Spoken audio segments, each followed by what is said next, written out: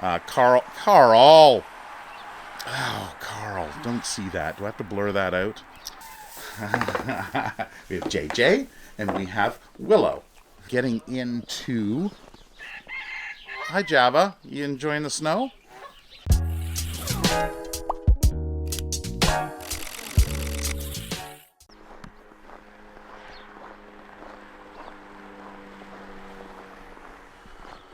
Welcome to the 10 Acre Woods. Mark here, and beautiful sunny day, although there's still a lot of snow, as you can see all over. I looked at, had a pop-up on Facebook showing 1 year ago today, and we had very little snow on this day. So it can be a hit and miss when spring arrives. Officially, of course, spring arrives on the 21st of this month, but somebody just didn't get the memo. So we're going to head in, and I've done some setting up for our kid goats that are due.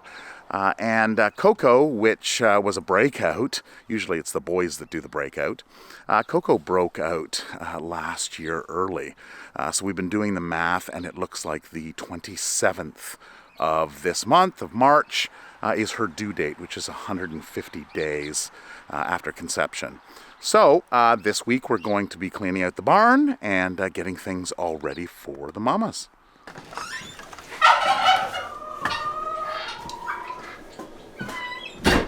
So our water line is still frozen, so we've been having to bring out water from the house. Hi, girl. How you doing? Yeah, you're still a little shy, aren't you? Yeah. So these two will be going outside. Of course, we'll be cleaning up this area. Fernando, he's been itching to get outside.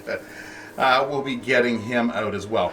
So we're going to be using these two pens as well as these two other pens. So they are a little bit dirty. Everything's kind of in need of a clean after winter. Hi, kids. And you guys are probably itching to get out. You guys have made a mess in there, haven't you? So what I've done is I've got these cameras here that Reolink sends me. So I've been working with Reolink for the last year, at least a year anyway. Now I do have some other cameras up, which are wired cameras, which are right there. But I like the resolution of these Reolink cameras. So this one is called the Loomis, and it has a really nice field of view. So I can get the entire pen in here, and we can keep an eye on the mamas and kid goats when they're born. So a couple of other ones that I have, because I've got a nice little set of them. This one here, I believe, is the 1080 PT, which stands for pan and tilt. So it has wireless capabilities, which is nice, so you can put them kind of anywhere. And we can adjust the pan and tilt from in the house. You know, of course, we're going to set it up for kind of a static view. I just have to plug them in. So these ones here, they can either go on a optional solar panel if you've got them outside. But what I like to do is I just plug them in, and then I'm going to get an extension cord and plug these in to keep them charged. So there's that one there, and then of course you can see the wired one that I have here. This one is the pan and tilt 4 megapixel. So that one's a 2K camera, and that picks up the entire shot in here with the back panel. And I've got one more camera. I haven't installed it yet, but it's going to go into Fernando's little area in here. So they work great as a baby monitor. So I've used the Reolink in quite a few videos in the past. A lot of them have been around birds that are hatching out eggs that quite often nest underneath our deck. So they're nice and easy because they're wireless. You can just tuck them in, and you're good to go wherever you have Wi-Fi. They do make wired and PoE, power over Ethernet, units as well. So check out that on their website. I'll put the link down below if you're interested in that. And hey, it doesn't have to be animals, it can be babies. It makes a great baby monitor as well. Two-way communication, so you can, what I've done with the camera out here is when the girls are out, maybe there's the electric meter that's out here in the barn. And I'll be like, oh shoot, I forgot to. So I'll watch for them to come in, and then I'll hit the two-way communication. And a lot of times I scare the girls because they don't know where it's coming from.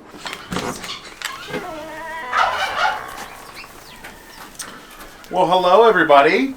Oh, looks like all the goats are outside in the nice sunny. We've been putting some grains out here in the last week, just because, well, especially on days like today, it's just beautiful. Yesterday it was blizzard conditions. It was just cold and windy. All right, so mama goats. So we have Coco. So Coco here, she is the one that broke out last year. So she got out, it was October 28th. The gestation period of goats is 150 days. So you can plus or minus 5 days on that.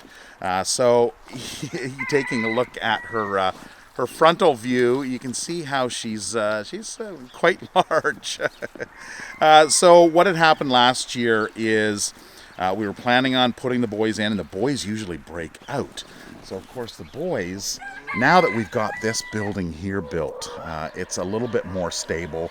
We've got a permanent fence that runs across there, because the year before what had happened is Billy had actually broke through the old bird area here. So Coco actually went around that side there. And there is just an electric fence. There's two electric fence that are about 10-15 feet apart. So she got out there, and she's met with the boys. So that's Coco. So she's going to be the first one that's due, we would predict. And then we have Holly here. So about a week later, actually to the day I believe it was, we put in Billy into the back here. So we have Holly, we have, which one's which? Am I starting to get? I always get these two girls confused. Here, this is Billie Jean, which is Petunia's daughter. So we've got these two, and of course we've got Blackie here. None of them are paying attention. And that is that it? That is it. So we've got the 5 of them. So this is the crew we're going to be putting in, and of course we've got 4 pens in the barn. But what we're going to probably do, possibly, not sure, we may segregate the back pen since it's larger and put 2 of them in. Although there are some that get along, like mother and daughter, Petunia and Billie Jean. So we might even just end up putting those in there. Now something else, so the sheep. So getting into... Hi Java, you enjoying the snow? They seem to be quite enjoying the snow. Hey bud, are you going to go back in? Oh, alpaca. So speaking of sheep, then we have JJ and Willow. So these two here. We have JJ and we have Willow. Hi, kids. So in the arrangement or the rearrangement of the animals, we're going to be putting the mamas in. We're going to put these two in the back area here. So they can't wander too far, so it would be nice to get them out in the area that's just snow-blowed. They'll kind of get used to everybody out on this side, which they probably will have no issues with that. And then Sheldon is going to kind of do what Sheldon does. Sheldon, hi, bud. He's going to be in with... Yeah, hi. Hi. He's going to stay in the front pen, which is where the mamas and the kids will be once they're born. So there's a door right over here that opens up into that front yard. Of course, we're going to remove this poly here at some point within the next few weeks. Aren't we? Yes. So then in rearranging everything, we're going to block off the area here And this area here will be the inside section for the mama and the kids. And then they'll have the run to go out into the main yard. And Sheldon's usually pretty good. The mamas keep him in line. Don't they, buddy? Yeah, you waiting to get outside? I bet. So something else we have to do here is, this is the chicken run. You can't even see the door. There's an overhang over the door, and you can see there's like 4 feet of snow on top of it. So, you know, the birds can get out a little bit, but they can't get out very far. So we're going to have to, because we want to let the birds out so we can clean the inside of the barn. So this could be a challenging area with 4 feet of snow. The forecast is, it's saying it's going to be above 0. It's not going to be crazy above 0. We're going to be into the single digits and negatives at night, still below freezing. So it's still going to be a little while before the snow's gone. But the bright side is it is sunny and warm, and that sun on the buildings makes a huge difference. Speaking of the poly in the buildings, so the ducks and the geese, and well, of course the rabbits, but we're going to be letting the ducks and geese out probably next weekend, we had talked about. So it's nice and warm in there. The sun hits that building and essentially turns it into a greenhouse. So it's going to warm up fairly quickly in there, probably get pretty mucky. We do have, it's covered in snow down at the bottom there. We call it the duck door. It's just a door that the ducks and the geese and the roosters can get out without the goats and sheep and of course the alpaca able to get in. So we can feed them in that area and not have to worry about any of the other animals getting to that feed. Hi, Carl. How you doing, bud? Billy. And our ponies. So we have our farrier coming out. I believe it's this coming week. So she's coming out to give the ponies a little hoof trim and check them all out. So we've got Levi over there, and Billy's still bugging Daisy. Billy! Billy! Billy! Oh yeah, that's goats and their urination. It's kind of their musk. So if you are getting a goat, and you're getting a male goat, and you don't want to deal with the stink a male goat can produce, you might want to get the goat weathered, because the boys are actually really good. They're very friendly. They make great pets. Like, they hang out. If you've been watching the video, Carl. Oh, Carl, don't see that. Do I have to blur that out? Now he's going to put his lip up probably after his yawn. Maybe. They are very good and friendly. Like, they're great animals. But, you know, they've got their issues that can be resolved with being a wether. So the front area here, one of the first cameras that I got, I don't know if you can see this. So right there, that is the Argus 2. So I've got these cameras around just to keep an eye on everybody up here. Now, when Coco broke out, she came out through the electric fence that's behind that snowbank there. And the Reolink Argus 2 caught just a glimpse of Coco as she came in. So, all right, well, we'll leave these guys to it. And the birds and the pigeons. The pigeons kind of have free range. They can come and go as they see fit. So they have openings along the top here, and they quite often go out that way. So, hey girls, you guys need your spot cleaned out too. Well, that'll be once it kind of warms up out. Pigeons, more and more pigeons. So they hang out in here. There's a young one right there. So you can see just, the slender head and the beak. The feathers haven't quite come in on the beak yet. So it's amazing on how they can have young in cold, freezing temperatures. Good morning, everyone. Yeah, it's not bad in here. It's actually decent temperature. Loud, but decent temperature. So there is the duck door from the inside, and then of course there's the person gate.